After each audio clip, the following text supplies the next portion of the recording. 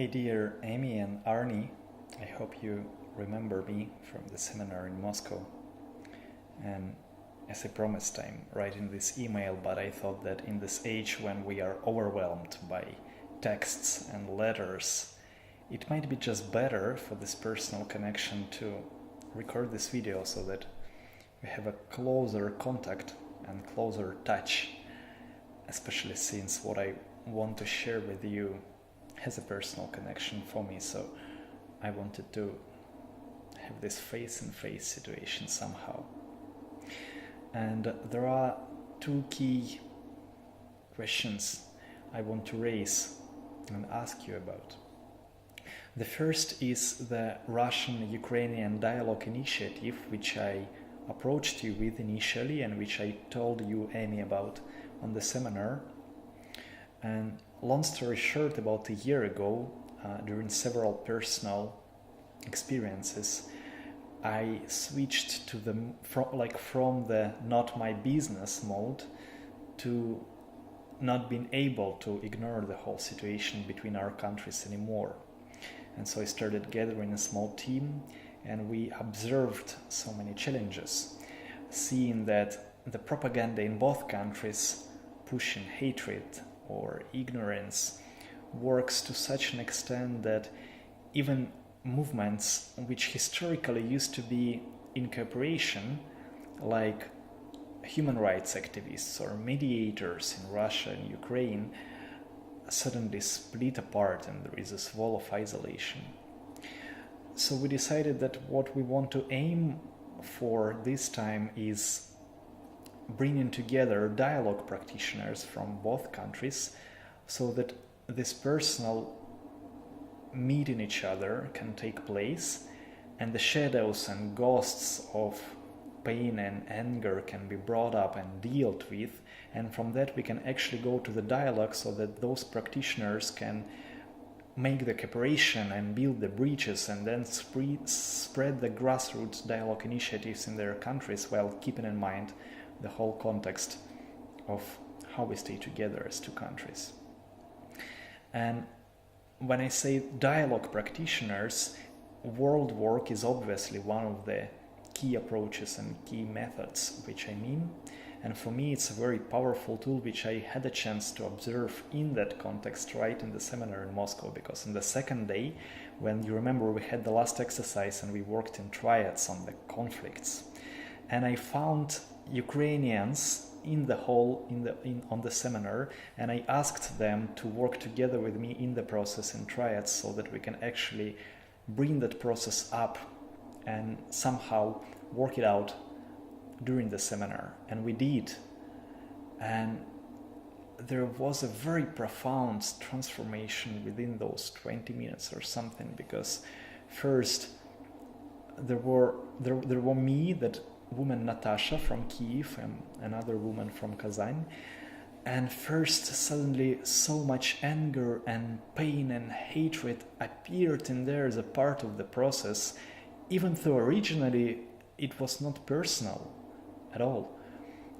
And then there was such a profound connection when, as a part of the process, I was able to compassionately connect to that pain and to that woman, that I finally understood how to approach it, that it has nothing to do with sentences like I understand your pain or I see you, but it's about that profound connection which takes place. And I believe that world work definitely is something which can be used on a fundamental level in that conflict, and I hope it does. And that's one thing which I hope you somehow can find your place in. But first, I want to share the second thing, and it's a wider topic. The thing is that here in Russia, we are, for the last year or so, we are gathering the emergent network or emergent movement of psychologists, ecologists, activists, artists, social workers, educators, who are committed to rethink the society and the way we relate to each other and the way we treat the world from that ideas of evolutionary thinking and integral thinking and being connected to the earth and ecosystemic thinking and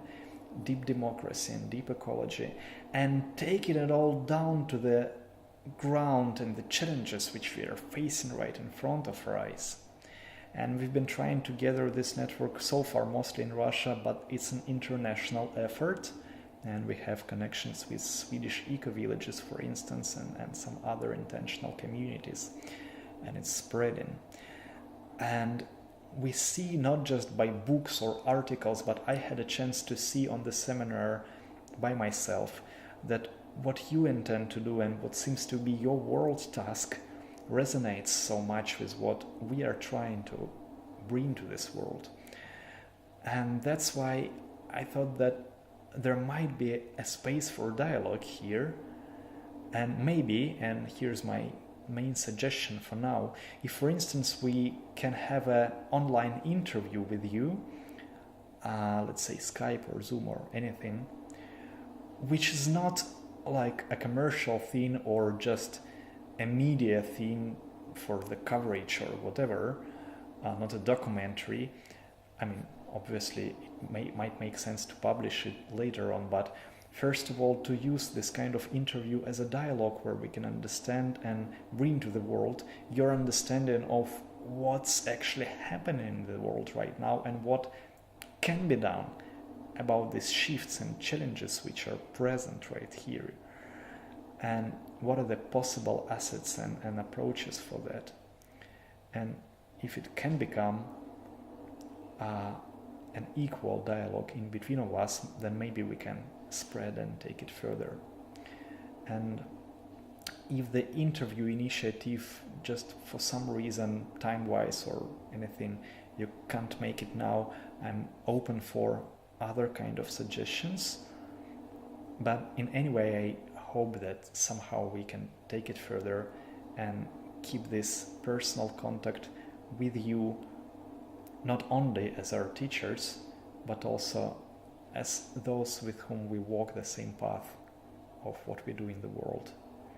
And I want to appreciate you for what you do and for the seminar which I had a chance to attend and meet you there. And I hope that this first letter with me speaking to you is not the last one. And I hope for your reply. And thank you once again.